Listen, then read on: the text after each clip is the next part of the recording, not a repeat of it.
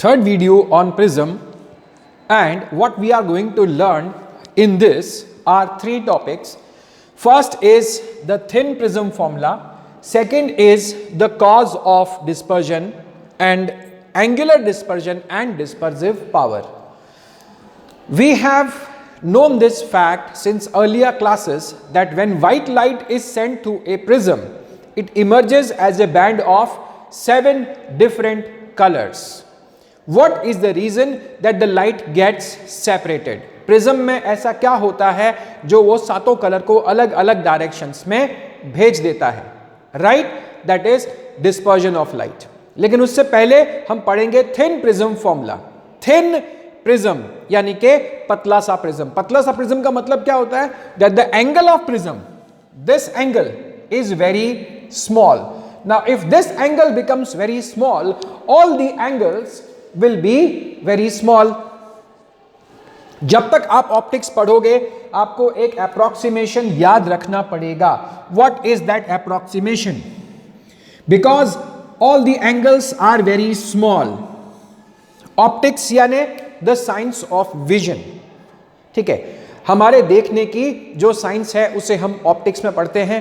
तो देखो आपकी जो आईज होती हैं, it is very small. The aperture of eye is very small. The rays of light जो बहुत अलग अलग कोने से भी आपके आंख में आ रही हो, तो उनके बीच में एंगल बहुत ही छोटा होना चाहिए. Right? So we conclude that all the angles that are given in optics, whether ray optics और wave optics, all the angles are very small angles. So for these small angles I can write sin theta is equals to tan theta is equals to theta and cos theta is equals to 1. ये कोई बहुत गंदा approximation, बहुत out of the logic जाके कोई approximation हो, ऐसा approximation नहीं है. If you see the trigonometric tables for sine theta, tan theta and cos theta, वहां जो वैल्यूज आप देखोगे तो these things will become clear कि यार साइन थीटा और टेन थीटा की वैल्यू बहुत पास पास है, एंड थीटा की वैल्यू भी बहुत पास पास है, और कॉस थीटा छोटे छोटे एंगल्स के लिए हमेशा 1 या 1 के आसपास ही उसकी वैल्यूज होती हैं.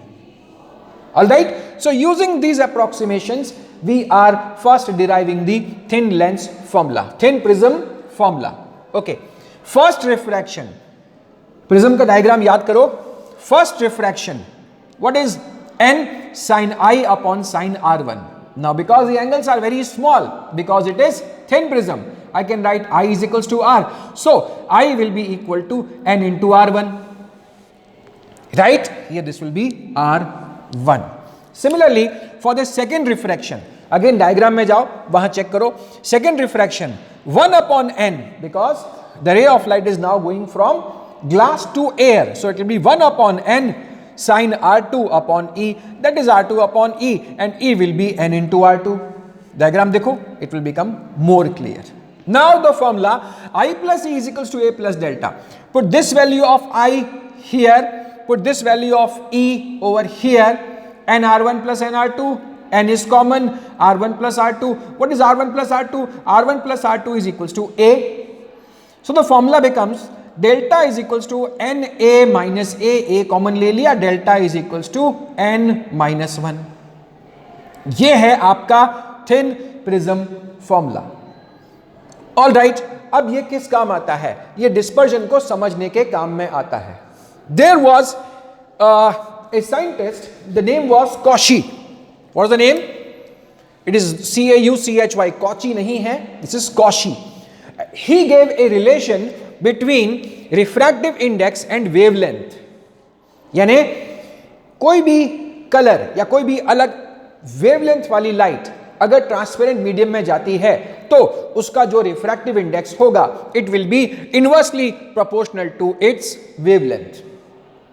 The relation can be 1 by lambda or 1 by lambda square or 1 by lambda cube depending on the situation, right? But refractive index is inversely proportional to wavelength. अभी जरा देखो, red to violet, red color has maximum wavelength, violet color has minimum wavelength. Red color has minimum frequency, violet colour has maximum frequency. ये order याद रखना पड़ेगा। VIBGYOR में जब आप V से R जाते हैं the frequency decreases. So red colour has minimum frequency, violet colour has minimum wavelength. Okay, so considering this fact and Cauchy's relation, see, wavelength of red color is greater than the wavelength of violet color. Now refractive index is inversely proportional to wavelength. तो जिस colour का wavelength ज्यादा होगा उसका refractive index कम होगा. So refractive index for red is less than refractive index for violet. And what is the relation between refractive index and deviation? You can see it is directly related to this. तो जिस colour का refractive index कम होगा उसका deviation भी कम होगा, right? सो red colour के लिए deviation कम है, वायलेट कलर के लिए डिविएशन ज्यादा है। यानी प्रिज्म में से प्रिज्म के अंदर जाने के बाद में रेड कलर कम मुड़ता है और वायलेट कलर ज्यादा मुड़ता है। The bending of red colour is less than the bending of violet color. This is the incident ray going inside the prism. Violet is bent at a different angle, red color is bent at a different angle. Okay, so this is why the dispersion of light takes place, because when the light goes into the prism, every color bends at a different angle. Her colour अलग अलग angles पे bend होता है और जब वो बाहर निकलता है तो वो अलग अलग एंगल्स पे बेंड होने की वजह से सारे कलर्स एक दूसरे से सेपरेट हो जाते हैं। Alright, this was the main concept. अब इसमें कुछ मैथमेटिकल चीजें भी ऐड होती हैं। इन चीजों का the importance is not in concept, the importance is just the mathematics of this. Angular dispersion, what is it? Suppose violet color deviates at an angle delta V, red color deviates up to an angle of delta R, then angular dispersion is given by this delta V minus delta R.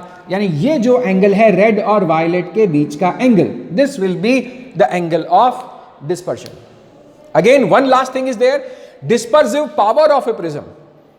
Dispersive power of a prism simply defined as angular dispersion upon delta minus one. अभी ये पूछोगे sir ये तो colour का है, ये violet colour का है, ये दूसरा वाला रेड कलर का, ये क्या है?